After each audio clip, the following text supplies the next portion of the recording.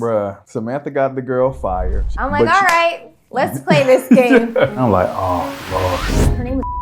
You done name drop the girl? I was like, call her. Call her and tell her what your boundaries are, and I want to hear you express the boundaries. You didn't care. If the president of the United States disrespected you, you're gonna say so. I don't care. He was like, your wife just walked past the whole chain of command and came into my office and wasn't demanded. mad, though. No, he wasn't mad. He was like, one thing about it is your wife definitely don't play when it comes to you. You gotta teach people how to treat you. You be getting excited when people disrespect you. You be like, it start going off in your head and you be bouncing like, you about to lose your job. Just wait till we have kids. No. We don't believe that the perfect marriage exists. Facts, but intentional ones do. And over the years, we've learned that it takes more than just love to build a life together. This is the show where we share what's worked for us. This is the Bailey way. I'm exhausted today. I'm not gonna hold you. I can tell. I'm really tired today. It's either I'm having sugar withdrawals or... You do every 2 weeks. What do you mean every 2 weeks? Every 2 weeks, you decide that you're completely... No, that's not true. That's not true. You also ate a whole thing of Wegmans chocolate chip cookies, and you wonder... First of all, it was Publix. Second of all, I treated myself to Publix cookies because I haven't had them in a while. So you just eat the whole... Well, it's kind of hard, right? Publix cookies, if you've had Publix cookies, then you know chocolate chip cookies from Publix is like, it's hard to not eat them. But it's either that or the run this morning or the sauna this morning, which that was good. And you're not allowed to go in the sauna. You went in the sauna this morning? Why do you feel like being in the sauna is going to somehow slow down my soul? It has nothing to do with how I feel. It does. It has to do with science-backed research. I'm not in the sauna every day. Sauna for men impacts sperm count. Lord Jesus. Quality. So I've done my research, and I've seen that you can go in at least once a week. Should we look? No, we gotta look. Where do you do your research? I did my research at Bailey University down in the basement when I was in the sauna, and I looked at it, and it said I'll be perfectly. See those transcripts. I can guarantee you that the sauna won't stop my soldiers from marching. But well, we'll see. If our child comes out with one arm, I'm blaming because I've been in the sauna. I'm blaming the sauna. No, blame Costco because that's where we got the sauna. No, but for real though, this one we gotta talk about that. I don't think it's a big deal. I really don't. It is a big deal. Oh my goodness, our babies are gonna be just fine. Just stay out of the sauna once a month, once a week. But anyway, we gotta. I was thinking about something. We did a reel the other day, and it reminded me of the fact that you are the biggest bully to anybody that does me wrong, and it's crazy. Like I'm to the point now where if I have an because you know I'm cool, I'm chill, and so elected too chill. I don't think it's too chill. Like I'm definitely assertive, right? But I don't get all emotional and take it overboard. Like you will come for people's livelihoods, their jobs. You wouldn't care if they end up homeless. You wouldn't care if they end up getting hit by a car. I don't care. I might care. I don't think you do though. That I might care. You'll be like, well, they shouldn't have talked to you crazy. Depending how bad it is, I might care about that. No, I don't think you do. Listen, it made me think about what was this? This had to be in 2021. Do you remember the gym incident? Yes, I do remember. What do you remember about that incident? I remember we eventually ended up in a meeting with... Wait, let me tell the story because you just jumped all the way to the end. Okay. So in 2021 or 2022, I don't know which year it was, but it was on my birthday. 22. Okay, it was in 22. I went to the gym, went to One Life Fitness to get a workout in. Mm-hmm. And I was rapping. This is on my birthday, so I had to push myself to go because I didn't feel like going on my birthday. So I get there, and I was doing legs. And you know I hate doing legs, first of all. And I was on the squat rack doing squats. And I was on my last set, getting ready to grab my bag and leave the gym. And one of the workers came over, I guess one of the trainers, she came over to me and she was like, get your bag off the floor. You can't have your bag on the floor. And I was like, oh, okay, cool. I remember it was a new policy. Yeah, it was a brand new policy. Brand new policy because I've been going to that gym since we had been living in that. Yeah, exactly. So she was like, get your bag off the floor. You can't have it on the floor. And so I go to grab my bag and I'm like, dang, I only got one set left. And so there was a box jump piece of equipment right there. And so I was going to put my bag on that. But before I did it, I was like, oh, let me ask her real quick. And so I went to call, like to wave her down. I was like, hey, excuse me. So I got her attention. And I was like, can I put my bag? And she cut me off. She was like, I said no bags on the floor. Can you not hear? And I was like, bro, who is this lady? I said, excuse me. I said, first of all, you can relax. And she went off again. She was like, I don't need to relax. I don't even need to repeat myself. And she just went on. I'm just looking at her in disbelief, like, no, this is not happening right now. To the point where she's making a scene. So clearly this wasn't her day. And I'm very mature. You know what I'm saying? So I'd be like, okay, you know what? Conversation's done. I need to see your manager kind of deal, right? And so I grab my bag. And so I'm walking to the front to go talk to the manager. She yells back at me and she's like, hey, come put away your gym equipment right now. And I was like, this lady done lost her mind. And so I just kept walking. Now, thankfully, all this was caught on camera. Because, you know, cameras all over the gym. Yep. Get to the front, talk to the manager. And he was just like very nonchalant about it. Like, yeah, man, I'm really sorry about that. You know, I'll definitely have a conversation with her and whatever. I was like, please do, right? At this point, I'm good. He's going to have a conversation with her. She was maybe having a bad day, whatever. I get home. I told Samantha what happened. And of course, in pure Samantha fashion, she was like, excuse me, you even hung up with, I don't even know if it was a work call. You hung up with whoever you was on the phone with and you called up to the gym. And I'm like, look, and you went off on the. I don't know if you remember this, but I called and then I ended up getting in the car and going there. I remember. Yeah, I remember. And then you got there, and did we have a meeting with them the next day? The meeting was the meeting was the next day. The meeting was later. Right. So what did you do when you got there? First of all, I called the gym and I talked to the manager. It was actually a lady. Yeah. I think you maybe talked to like a team lead or something. Yeah, I think I talked to her direct supervisor. And I talked to the manager. Yeah. So I talked to her and I just didn't like her response. So I told her I was on my way. Bruh. So I drive my car up there. I get to the gym. I go in and I'm like, I forget her name. We'll just call her Kim. So I'm like, where is Kim here? I need to talk to Kim. She's expecting me.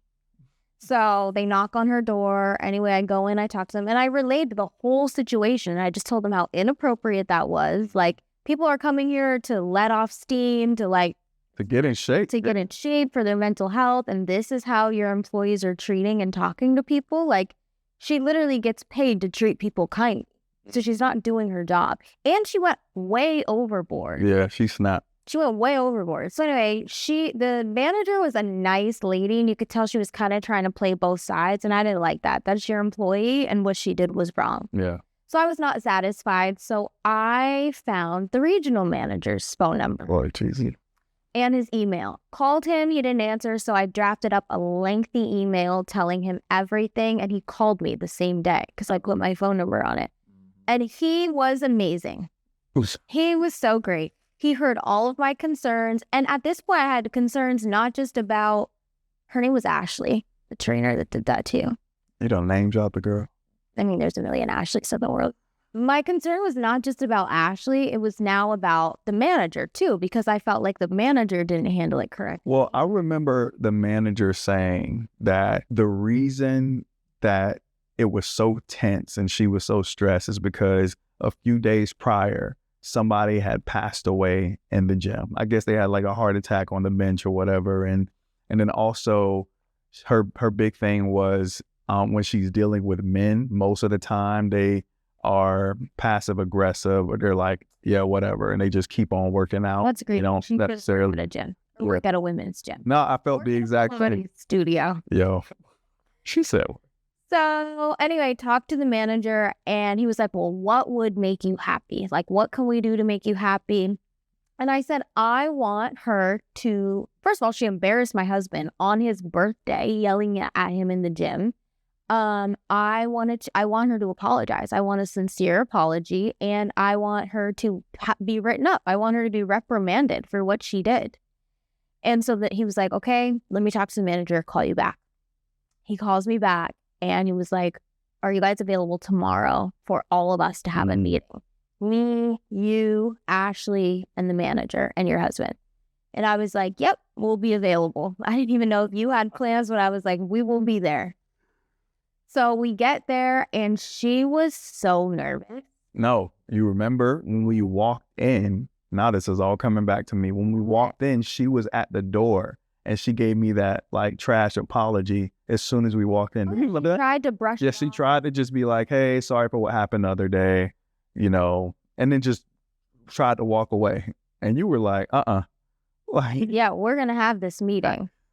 We're going to have this meeting. I don't care if you're having a bad day. And I can give grace to someone having a bad day, but like to be blatantly rude and disrespectful and to humiliate somebody is just beyond what I think deserves grace. Yeah, to the point where her managers went back and looked at the camera footage to see what exactly went down. Yeah. And the thing that gave her away, because you can't hear what's being said, right? But the thing that gave her away is as I was walking away, she started like yelling back at me, like, come pick up your equipment, like flailing her arms. And so they saw her acting a fool.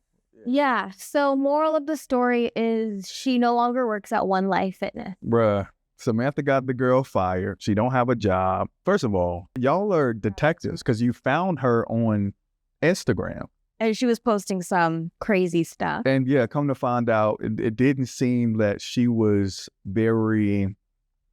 how do I say, for everybody. Mm-hmm. And I sent all that to her manager. Yeah. The regional manager. Yeah. And of course, you know, racial tensions is high right now. You know what I mean? And so the last several years has just been high. And so, but I did not intend for that girl to lose her job. I just wanted her to be reprimanded. I wanted her to know that she should be treating people like this. But you leave it to my wife and she gonna come in and get people fired and wouldn't care, wouldn't lose an ounce of sleep behind it. She just talked to the wrong one. And that's just one situation. But I think, you know, I think the thing about it is like, you have this thing, because you're the same way with your mom and you're the same way with your dad, as, you know, when it comes to the people that you love, is that like, there is no limit to how far you're going to go. I'm sorry. I feel like if somebody does us wrong, you don't care if they get hit by a car. You're going to be like, well, they should have never said what they said. Like they just said something. They only said something. Hit by a car is really crazy. And I realized you were like this when I joined the Air Force. You know what I'm about to go with this. Yeah. This is, I think, your first experience with me being like that. Definitely. Because I knew, like, when we got together, I knew you were like a helper. Like, you helped me do a lot of stuff. Even when it came to get my first car, you did it, all that stuff for me. You helped me get like the apartment stuff squared away. I didn't even know, I didn't do an application. I ain't signed up. You took care of all that. Where we were gonna I ain't know where we was gonna live. I was like, oh, this is it? Cool. It looks good to me. You know what I'm saying? Like, you are just a very much so like, get it done. You help do things. But I remember when I joined the Air Force, 2015, I had an interesting supervisor. First name was Jennifer. I ain't gonna say her last name since there's a ton of Jennifers out there. And she was a tech sergeant at the time. And I remember whenever you get to a base, you're assigned a sponsor. And my sponsor happened to be a female. Which I don't know why they do that. Yeah. Why not make your sponsor a male? Yeah. Right. When I became a supervisor, I made sure that the sponsors were of the same sex. She probably saw your picture and wanted to be your sponsor. I love my genius. I don't know. But this sponsor drove up from Tucson, Arizona to Phoenix, Arizona during the middle of a workday to pick me up from the airport, drove me all the way back to the base. For people who don't know, Phoenix to Tucson is it's about 2 hours. Yeah, it's not a short drive. It's not a short drive, which was, you know, I'm brand new to the Air Force. This was something that I really appreciated. And so when we get there, she takes me to my dorm. She shows me around my dorm. This is where you're going to be sleeping. We put some snacks in here, some toilet paper, all that other stuff. What you rolling your eyes for? She made sure I was good. And so I'm thinking, okay, cool. Like, the Air Force take care of their people. And so for the first couple of weeks, me being in service, I did not have a car. And so as a sponsor, now that I know better, like looking back, like it's not a sponsor's responsibility to drive you around and do all this stuff. It's the airman's responsibility. At one point, she asked you if you wanted to go to the movies. You're right. So I will say it is the expectation that the sponsor does show. That's fine. Their personal expectations too. The area. Not meet my expectations. Because they're new to the area. Right? You knew. And other guys. It makes no sense to me. And so she would drive me to where I needed to go, whether it was like to the grocery store, to the gym, to LA Fitness, whatever. Like that was very normal. When you get to a base, like as a brand new airman, because most airmen are 17, 18 years old. I was 20 at the time, don't have a car, all this stuff, right? But, I realized after about a month that she was doing a little too much. And here's what I realized and again, I'm new to the service. I don't know how any of this works, right? She would come to my dorm and she wanted to study my CDCs like with me and take me to. And we're dating at this time. I'm in Canada. At this time, yeah, it's right before I proposed to you. It's like, but everybody knew about you. You're all over Facebook. I done told folks about you. They know about you, right? Her and I were Facebook friends. We would even talk on Facebook Messenger. That's right. Until I started to see what was going on. Yeah. And so, and I saw it as her just being really nice. And parts of me still want to believe that. Like, I feel like she was just being really nice. And I remember she would ask me, hey, I'm going to Barnes & Nobles. Do you want to come? I'm going to the movies. Do you want to come? Stuff like that. And so Samantha had a conversation with me. Now, we 20 years old, we're dating, and she was like, no, she wants you. And I can see it. I can tell. And so I'm like, what are you talking about? No, she doesn't. She's my sponsor. Durelle, she wants you. And I'm like, women just know. What are we talking about right now?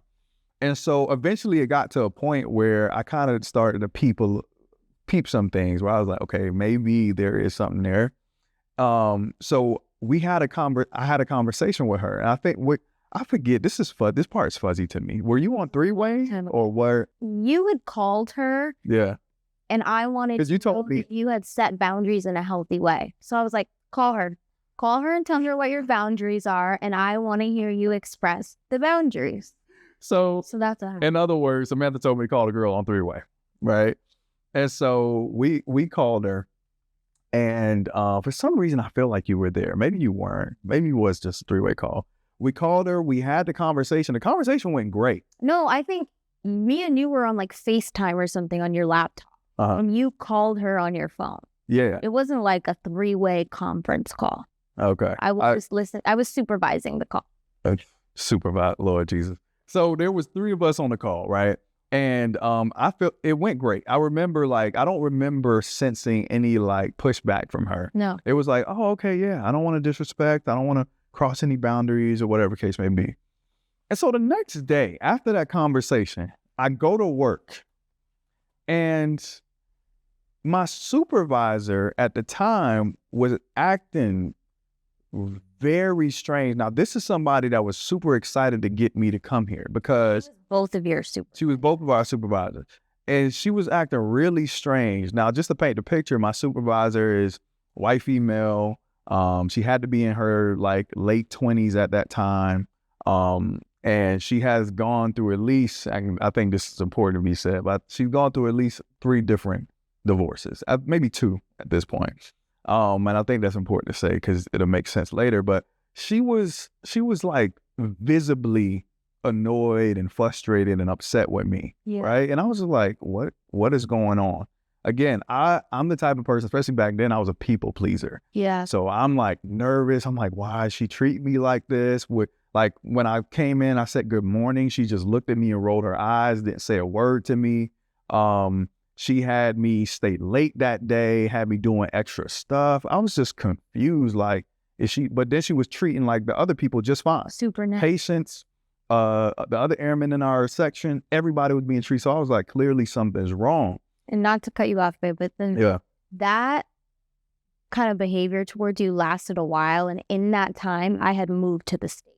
That's right. Exactly. I was going home, I was just stressed because it was to the point where I felt like I was being treated unfairly at work. But I'm in the military now, and I'm new to this, so I'm thinking like, is there do I complain? Do I say something? Do I just take it? And the last straw, I remember like it was yesterday. The last straw was we had an air show coming up, and they were looking for volunteers for the air show. The air show is like this big thing on every single base, right? And they were looking for volunteers. All the airmen have to volunteer. If you're in uniform, you have to be there, especially in the medical field. You have to be there. You have a choice. But what they wanted like other airmen across the base to volunteer. They wanted spouses and girlfriends and friends and all this stuff to volunteer. And so she came to me and she was like, oh, and by the way, you're going to be volunteering. And if you want to get back on my good side, your little girlfriend's going to come volunteer too. Also, I was your wife at the time. Yeah. And no, we were engaged at the time. We were engaged at the time. And when she said that, that's when I was like, oh, she tripping. Like, nah, you bugged. Like, and that's what like prompted the conversation. Where is all this coming from? Mm-hmm. And come to find out, it was because the airman that we were talking to went back and told her, oh, Durelle and his fiance called me and they went off on me, basically. Which did not at all. It was a very respectful, very good conversation, went smooth. And so Jennifer took it some type of way and she started treating me very differently to the point where it was like workplace harassment, keeping me late, having me come in early, making me look over my stuff 1,000 different times. And she's over your career. She's over your career advancement. Right. So you're trying to go up in rank. Yeah. But how can you do that when you have a supervisor that's treating you? Exactly. And so I remember I came home and I was telling you how frustrated I was because at this point I was just having anxiety. And, me coming from the background I came from, this was my first experience in a career and I wanted to make sure that it was a good experience. So I was working extremely hard. And so I didn't like the fact that my new experience, I'm not even liked by my direct supervisor. And I remember like I would come home stressed out. You remember I had the gut issues, trying to figure out why I had GERD. You're stressed. All this stuff, and I was stressed. And so I went to work. It was one night, I couldn't sleep or something like that. You and I were talking about it. I went back to work the next day, thinking nothing of it. And everything's just, I'm back to this toxic work environment. And all I remember is the shirt. Which, for folks who don't understand what a shirt is basically the public relations, HR in corporate, right? So the Shout shirt. out to John Brooks. That's my guy. That's my guy. So the shirt came to me and he was like, and by the way, like, you don't go to the shirt about anything unless it's something serious, like, especially back then. It's like, and so the shirt came to me. He was like, hey, Airman Bailey, come here. Let me talk to you real quick. And I was like, yes, sir. So I'll get up. I go into his office. He was like, your wife just walked past the whole chain of command and came into my office and demanded. No. He wasn't mad, but he was stern at that time. He was not mad, but he was very stern and he fully understood. Don't get me wrong.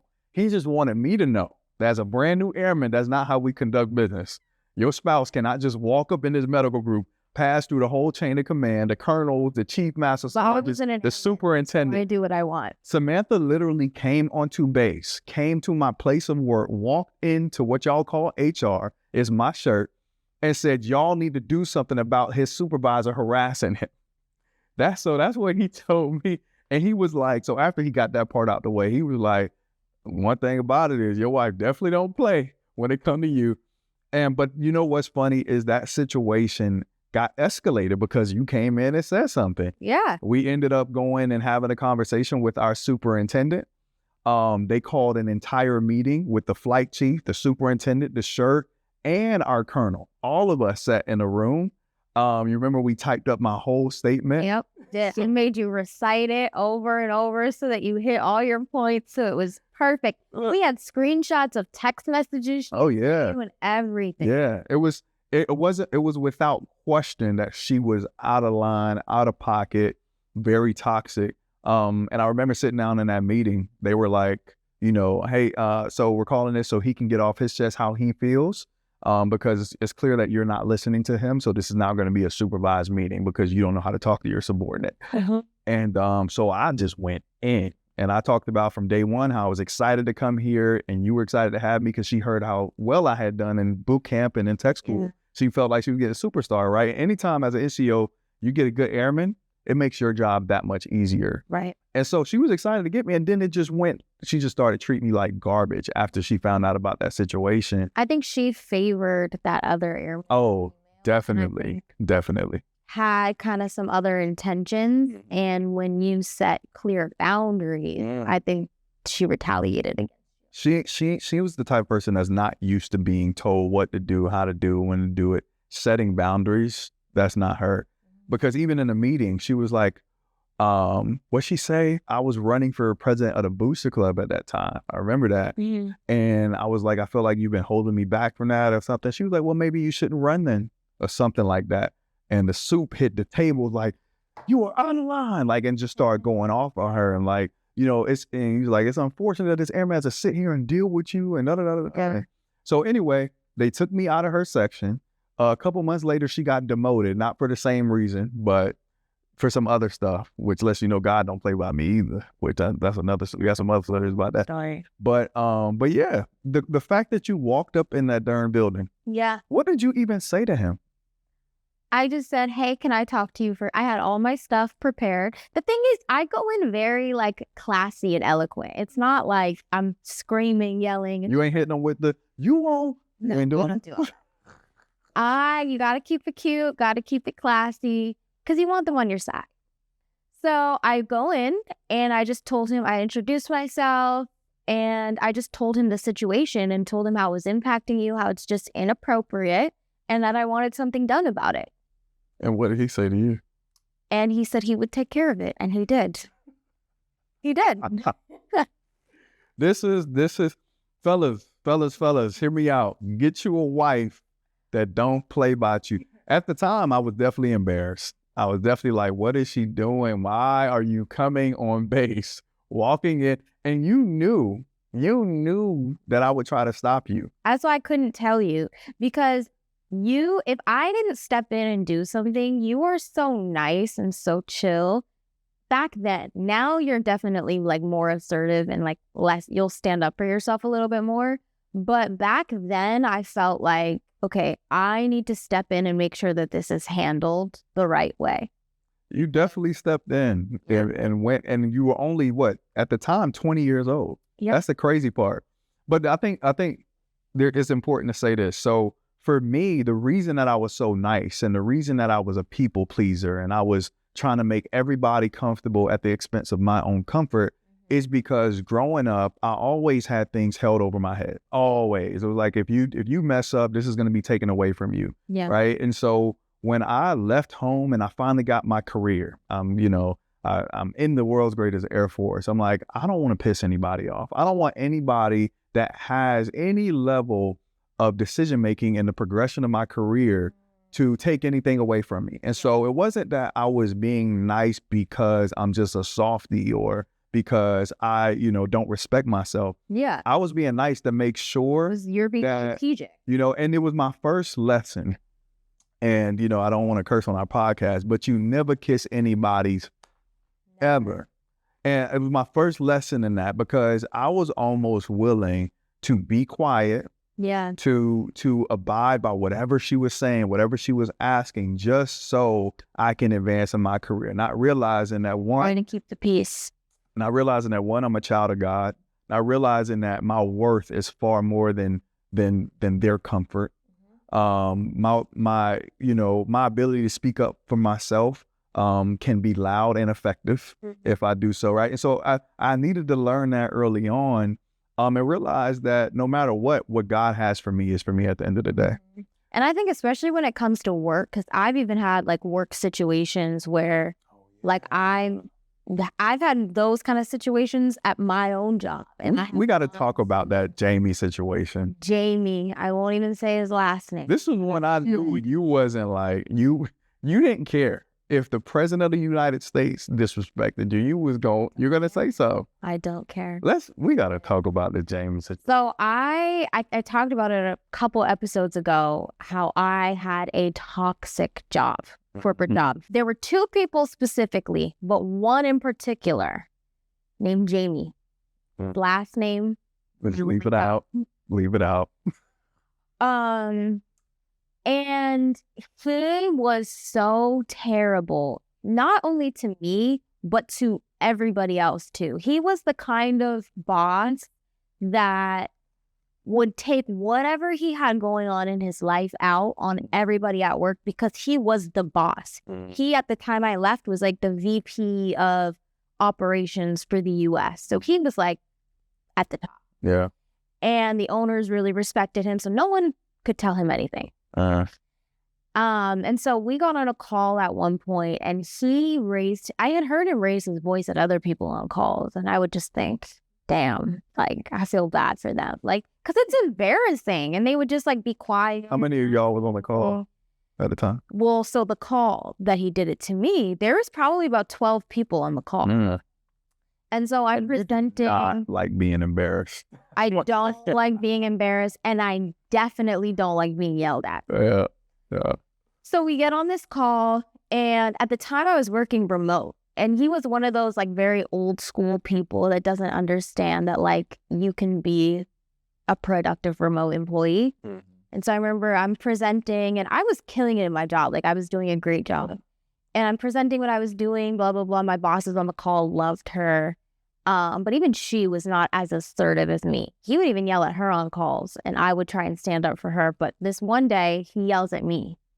And then he followed. What did he say exactly? Do you remember? Don't remember exactly what he said, but I remember the next thing he said was, and you're going to get on a plane, and you're going to come down here for a week and be in the office. That's what he said to me. Ooh. So I was like, okay. Didn't say anything on the call.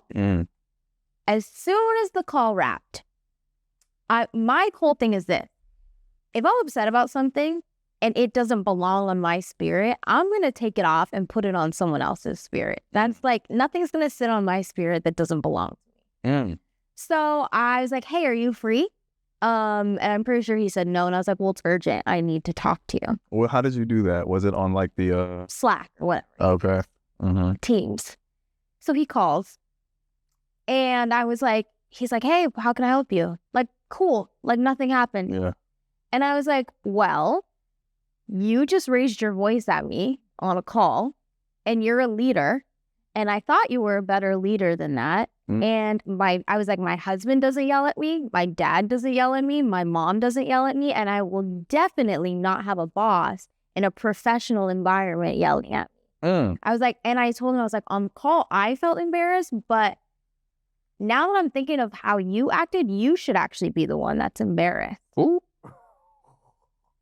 And he was quiet for a second, and he was like, honestly, Sam, I'm so sorry. I'm just having a bad day, and you know, this is going on and that's going on, like profusely apologizing, like he was so caught off guard. And he was like, but honestly, Sam, like, I really respect you. No one's ever called me and, you know, told me this. And I'm just sitting there like, we got our cameras on. So I'm just sitting there listening, not smiling, not being like, it's okay, it's okay. And I just remember at the end of the call being like, you know, I just want to be certain that that's not going to happen again. And he was like, nope, it's not going to happen again. I respect you. Thanks for letting me know. And that was the end of that call. I feel like you just gave a master class on how to effectively deal with people that are in higher positions of authority than you are. Because a lot of us get like, either one, we feel like we can't talk back to our boss or can't talk back to the authority, or we're just scared to, or you don't want to lose your job. You don't want to lose out on the promotion. When in fact, when you do stand up for yourself and you come from the angle of accountability, they more times than not, they feel that and they respect you for it. At the end of the day. And it's actually really effective, because I remember after that happened, there was something he did for you. I think I was his favorite. There's something though, it was something specific he did. I can't remember what it was. I don't know if he sent you like a gift card or there was. He was really trying to win me over after that. Like we'd be on calls with execs and he would be like shouting me out and really trying to recognize me. Yeah. Which I never fed into that. I was like, I think he's embarrassed. He's embarrassed, but also the thing about it is when you are in a position of authority, like even for me, when I was an NCO in the Air Force, I had at the time when I was working in Tri-Care operations, I had 8 airmen under me. And it's more disappointing to disappoint your troops than it is to disappoint your supervision. Yeah. That hits differently. Yeah. Like when your troop come in and say, sir, like, I don't like how you just spoke to me, or, you know, that really hurt my feelings or whatever. Like there's a time and place to, like, you know, hard hammer, soft hammer, whatever. But when you realize that maybe my emotions did get into it and I went overboard, like you feel like crap. Like, you know what? Let me take that one on the chin and apologize. Yeah. And, you know, the thing is this, when it comes to the workplace in general, is people have authority over you maybe when it comes to your job, but at the end of the day, nobody has the authority to disrespect you. Right. And that's how I look at every situation. I literally don't care if you're the president of the United States, right? You just will not talk to me in any way that's demeaning, disrespectful. And I think for me, it comes from honestly having such a good relationship with my dad. I really think that's where it comes from. And like having a man of the house that like I could go to and be like, hey, I don't like this, or hey, I didn't like this. Like my parents just instilled this like confidence in. I remember even in 4th grade telling a teacher, I don't like the way you talk to me. And then sending my mom after the teacher. Like, I just think they like having that relationship with my dad and knowing that like, okay, I've always had this open communication. I've always been able to assert myself and they allowed me to do that. Just transferred into my adulthood. And I also just like for things to be fair. And I feel like no one's ever going to advocate for you the way that you are going to advocate for yourself. Well, the thing about it is oftentimes you got to teach people how to treat you. You really do, because people they will listen, you give them an inch and they will take an entire mile without thinking twice about it, because that's just in human nature. Like if you a lot of times we expect people to treat us how we are, how we treat other people, but most times that's just not the case. You know what I'm saying? And I now, you know, now that I'm much older, you know, not 20 years old anymore, like the way I operate is I've held now my own mother accountable. Like we don't even have a relationship because it's like this boundary will never be crossed. And so I have no problem making sure that any and everybody, I don't care if you're a pastor, a doctor, a lawyer, a manager, a supervisor, a superintendent, it doesn't matter what you are, you're going to respect me because we know who we are and what we bring to the table. And at the end of the day, if I'm not disrespecting you, it doesn't matter what happened. Now, I will say I do have a heart posture of there is space for grace. If you can humble yourself. That's what it comes down. Right? And like, I like how Jamie handled that. He came back and said, you know what? I'm sorry. You're right. And I respect you for saying something. But you get some people that'll be like, oh, okay, cool. You want to step to me? I got something for that. And then they'll continue to go back and forth with you. When if you try to do that to somebody like you or I, now it's like, oh, you think you want to go there. I'm like, all right, let's play this game. Especially you. You take it too far. You start calling people's district managers, regional managers. To me, it's just like you should not get away with treating anybody with disrespect.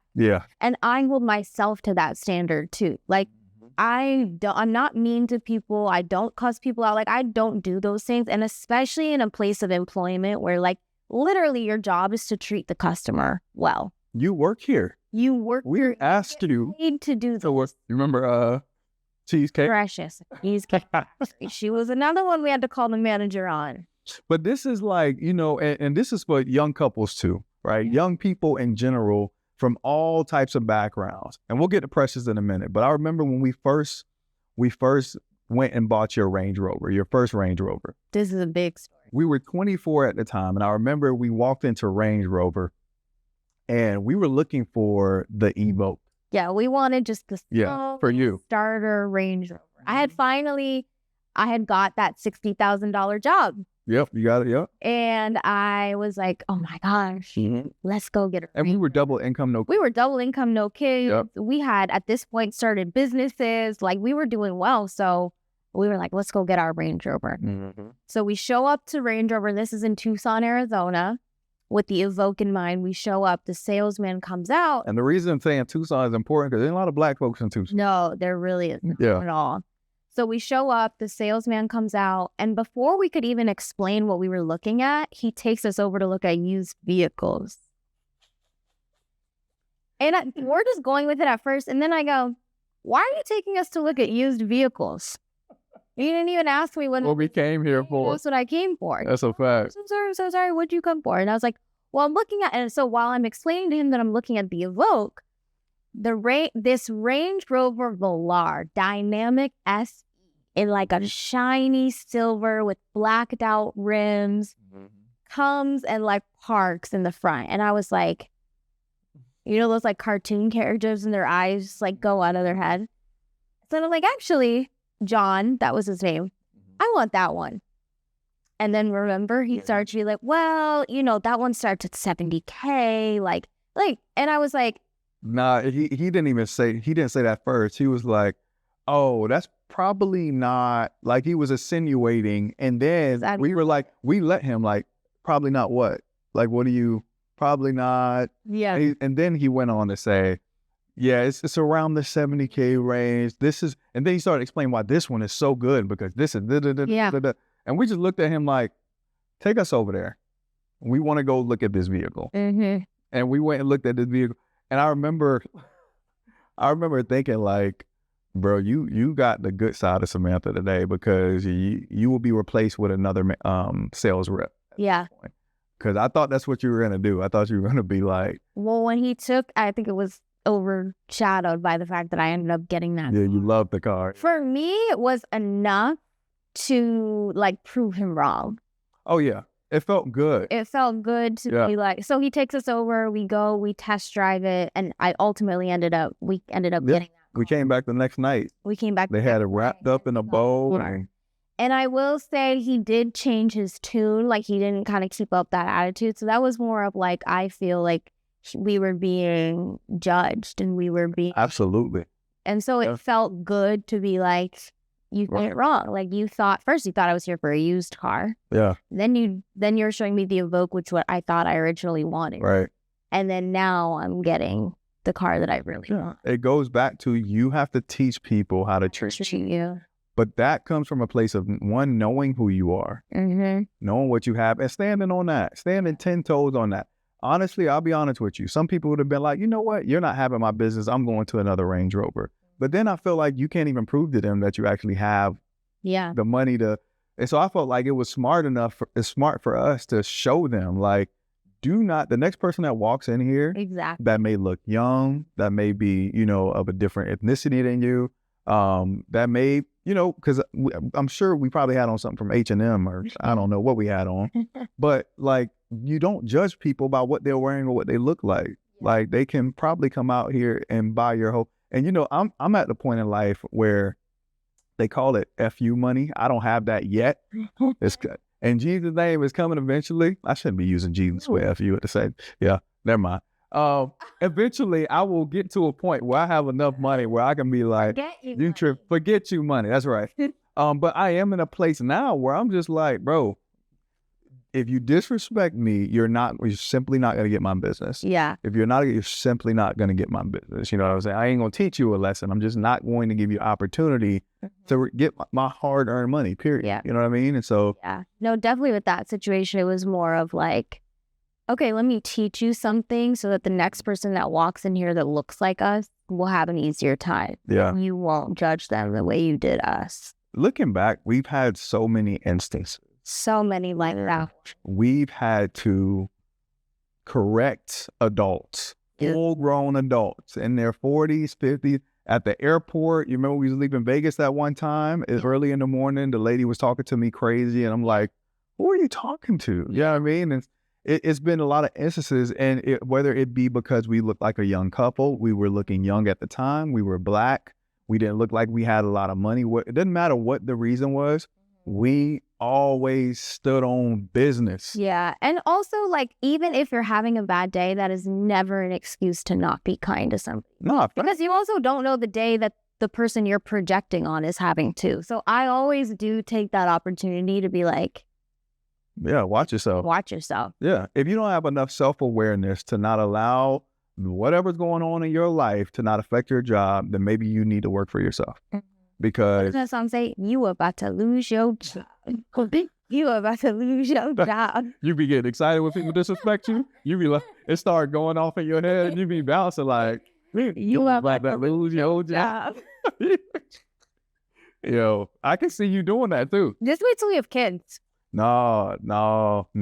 See, that's the thing I'm really concerned about, because I feel like you're not going to be a very logical, like, retaliator.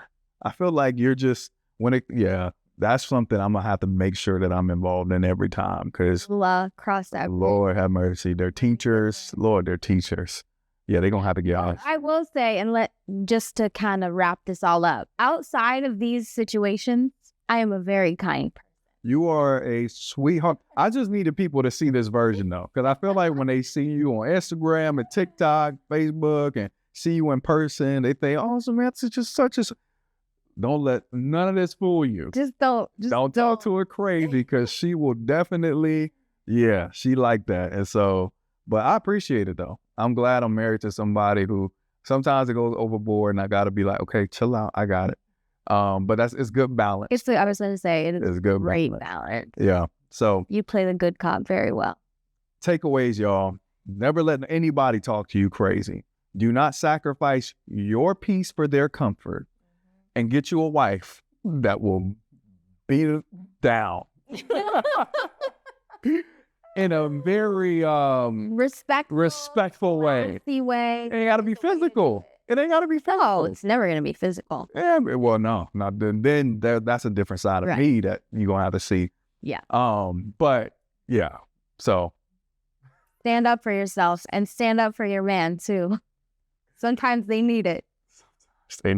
If it comes to physical things, I got a lot of heat for that. But Samantha is the administrative disciplinarian, I would say. I think this ended a few phrases ago.